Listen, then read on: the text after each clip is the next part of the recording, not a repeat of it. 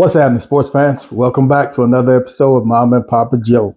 Today, there is comfort food on the menu. I'm going way back. Back in the days, man, I used to eat a lot of Salisbury Steaks, but they were always out of a TV dinner. My mom never made them. So today, I'm going to make them for the very first time, and I think this recipe that I've cobbled together is going to be delicious. Stick around and check it out. I've done a lot of work already, folks. Got all our veggies prepped. Unfortunately, I did not have enough brisket trimmings, man, to grind my own, so I had to resort to store-bought ground beef. I've got a 1.75 pounds worth of ground chuck, 80/20. To this 80/20, I'm going to come in here with half of the yellow onion. Quarter yellow onion is grated, and another quarter is minced. Everybody in. I've got 3 cloves of grated garlic, a generous 3 tablespoons of chopped parsley, 4 small baby sweet red peppers, 3/4 cup of plain breadcrumbs, 2 eggs well beaten. Give it a nice shake of some black pepper. This is coarse. I love coarse in something like this. The complete seasoning, my body, maybe a teaspoon of salt. And this recipe usually calls for things like Lea Perrins or soy sauce, ketchup. I'm going to leave all that out, but introduce my bachans. I think it's a combination of all of those things I just named. And I'm going to go with maybe a half of a cup. Now we're going to come in here and give this a good mixing. Try to get everything incorporated without overworking this ground beef. That bachan smells great. And I think that will do it right there. So folks, a 1.75 pounds. I don't know, maybe we'll get 5 or 6 nice sized steaks out of this. I'm not going to break out my scale. Just going to eyeball it. I say that looks pretty even. Now you can form these into just about any shape that you want. I guess I want them about 3/4 of an inch thick or so. Again, not trying to work them too much. Don't want to squeeze them. All right, so there we are, folks. We've got 6 good ones. I'm going to do a little cleanup, put these in the fridge just so they can set up for a couple of minutes. And I'm also going to get some bacon in a pan going. All right, let's get our bacon out of here. We've got the grease we wanted. All right, our pan is nice and hot, man. I see some smoke. This pan is much bigger than the burner, so I'm only going to go with 3 at a time. And I'm looking to get a nice dark crust. That's been about 4 minutes. Let's see what we're working with. Oh yeah, that'll do it right there. Beautiful. That's another 4 minutes, folks, and I think we're ready to come off of here. Oh yeah, that's pretty hot. All right, let's get this second batch off of here. Oh yeah, good to go. We're gonna come right in with 1 whole yellow onion. We want to get some good color. Scraping up all that good stuff, the bacon and that beef left behind. Great color. We've got most of the moisture out of here. Let's get them off.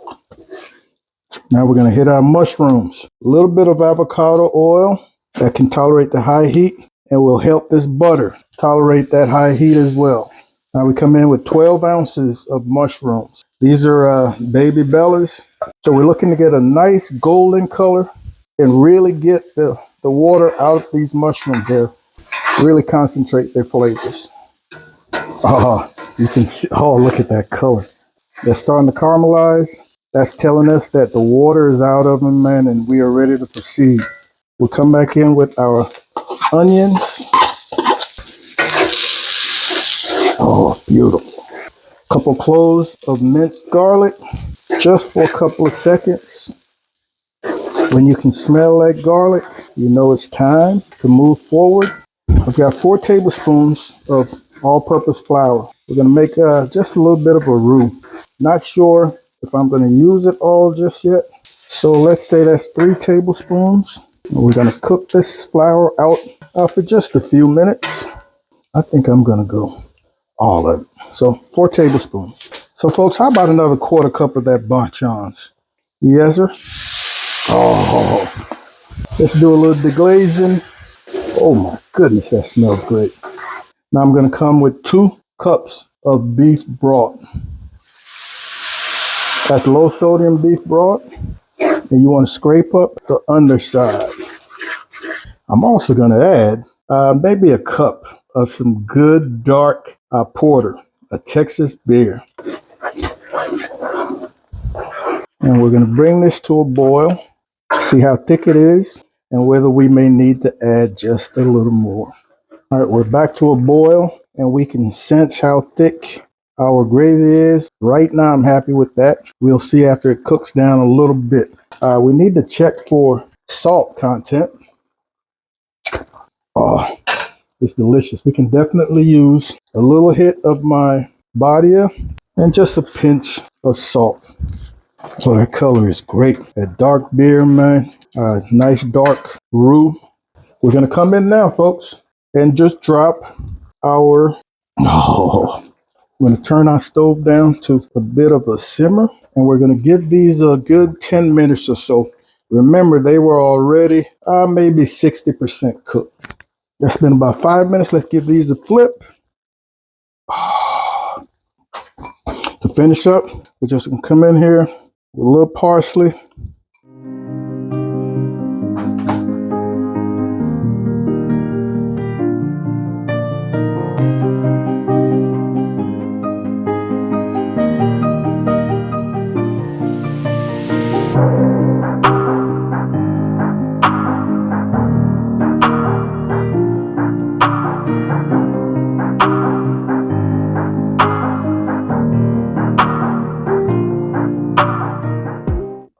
All right, just a little green beans. All right, what do you think of that, folks? I think that's a beauty. Wow. Look at that, man. Look at that moisture. Folks, those Swansons did not taste like this back in the days. That Bachon's really, levels up. It kicks it up. That dark beer, that porter, and that Bachon's kick this thing up levels. So simple. Once you get past the prep, it's downhill from there. I want to thank you guys and gals again for hanging out with Mom and Papa Joe's. Comfort food at its finest. Be on the lookout for another video coming very soon. And in the meantime, Mom and I want you guys to take care of yourselves, love each other, and we'll see you when we see you. Holla!